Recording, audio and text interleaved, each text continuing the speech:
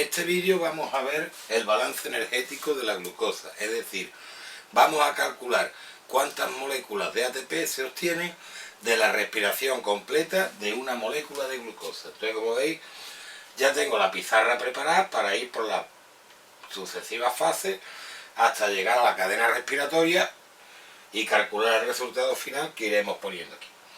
Empezamos con la glucólisis. En la glucólisis, una glucosa,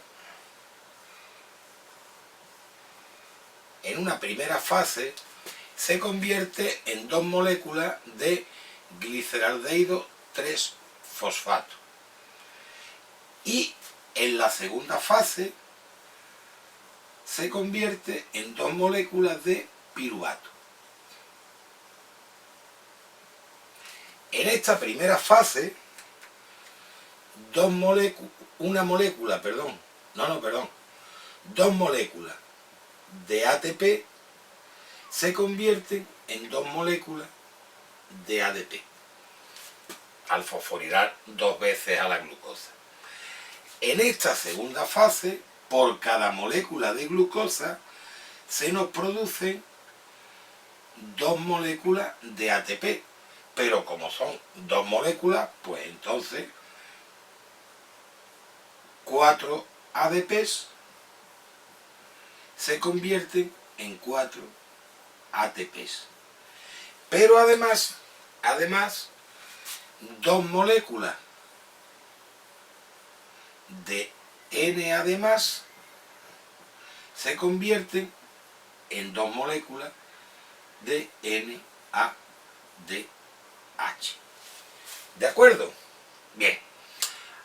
Ahora, el piruvato, para entrar en la mitocondria, porque todo esto ha sido en el citoplasma, ¿veis aquí la pared de la mitocondria? El piruvato, como digo, para entrar en la mitocondria, se tiene que descarboxilar y se convierte en acetilcoenzima A. En este proceso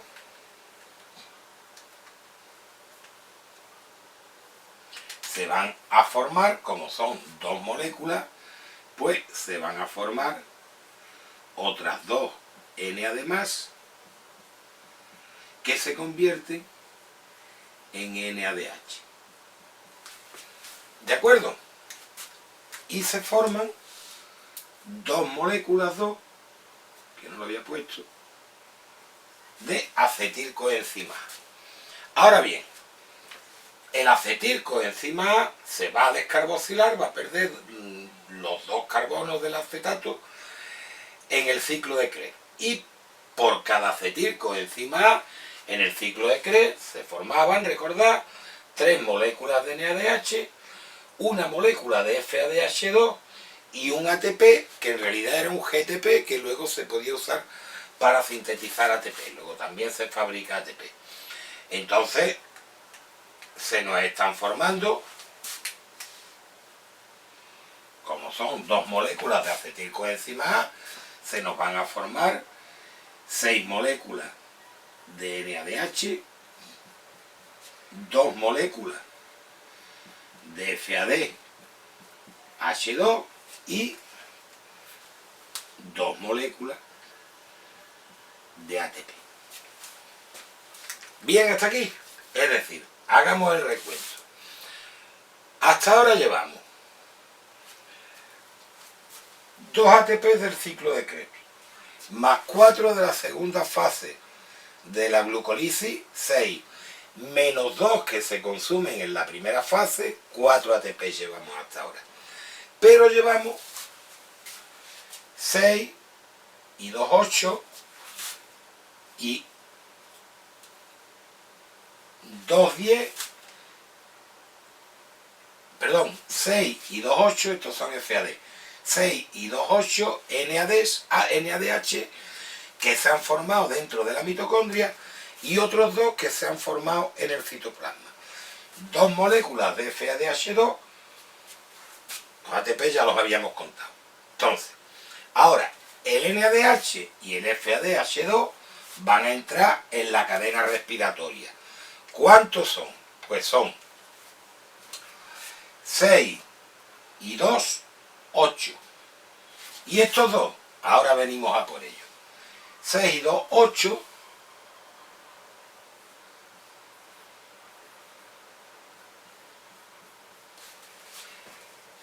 Y 2 FAD. H2. En la cadena respiratoria, por cada NADH se forman 3 ATP y por cada FADH2 se forman 2 ATP. Luego, esto va a dar lugar a 8 por 3, 24 ATPs y 2 por 2, 4 ATPs más. Bien, ¿y estos dos que se han formado en el citoplasma? Bien, pues estos dos tienen que entrar dentro de la mitocondria para entrar en la cadena respiratoria. Lo que ocurre es que pueden entrar de dos formas distintas, digamos. En realidad, para atravesar las dos membranas de la mitocondria y llegar al estroma, que es donde están las partículas F, utilizan la ayuda de unas proteínas que se llaman lanzaderas. Hay dos lanzaderas distintas. Está la lanzadera del glicerol fosfato y la lanzadera del malato aspartato. Esto en realidad no lo tenéis por qué saber, y a nivel de segundo de bachillerato normalmente se dice que estos dos NADH, para entrar en la mitocondria, se oxidan a NAD+, pero el poder reductor no lo transfieren dentro de la mitocondria a otra molécula de NAD, sino al FAD. Es decir, 2 FAD se convierten en 2 FAD H2. ¿De acuerdo? Vamos a poner estos para que veáis que son de fuera de la mitocondria, pues vamos a ponerlos rodeaditos en colorado. Entonces serían otros 2 de FADH2 que nos producirían 2 por 2, otros 4 ATP. ¿De acuerdo? Y entonces ahora podemos hacer la cuenta. Si hacemos la cuenta así, vamos a hacer una división. Tenemos, vamos a contar ATP. 24 y 4, 28. Y 4, 32. 32 y 2, 34. 34 y 4, 38. Menos 2, 36 ATP. Es decir, concluimos que de la respiración completa de una molécula de glucosa se obtienen 36 ATP. Pero esa respuesta no es totalmente correcta. Veréis, aunque es la respuesta común que se da a vuestro nivel, os la voy a dar bien porque podéis ponerla bien perfectamente si os cayera esto en selectividad. Esta es la lanzadera del glicerol fosfato, pero cuando estos NAD atraviesan las membranas mitocondriales utilizando la lanzadera del malato aspartato, sí transfieren el poder reductor a otro NAD. Es decir, en este caso, vamos a ponerlo en otro color para que veáis que es lo mismo, son estos dos. Bueno, podemos hacer así. Ahora voy a borrar en condiciones. Podemos hacer así. Si utilizan esta lanzadera, entonces sí que transfieren el poder reductor a dos moléculas de NAD+, que se convierten en dos moléculas. Con la mano borra mal esto.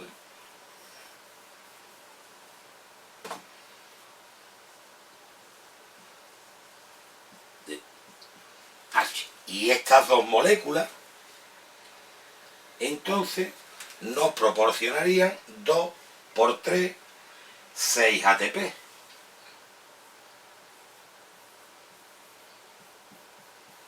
Entonces, si en vez de contar estos 4, contamos estos 6, tenemos 6 y 4, 10, y 24, 34, 36, 40, menos 2, 38 ATP.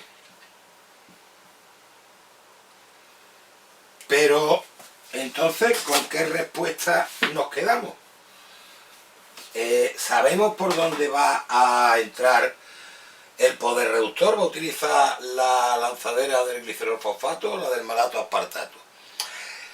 Pues normalmente utiliza en la misma proporción una que otra, 50-50, ¿no? La mitad de las veces por un lado, la mitad de las veces por otro. Entonces, digamos que la mitad de las veces son 36 ATP y la mitad de las veces son 38 ATP. Entonces la respuesta que se acepta como correcta es la media entre las dos, 37 ATPs.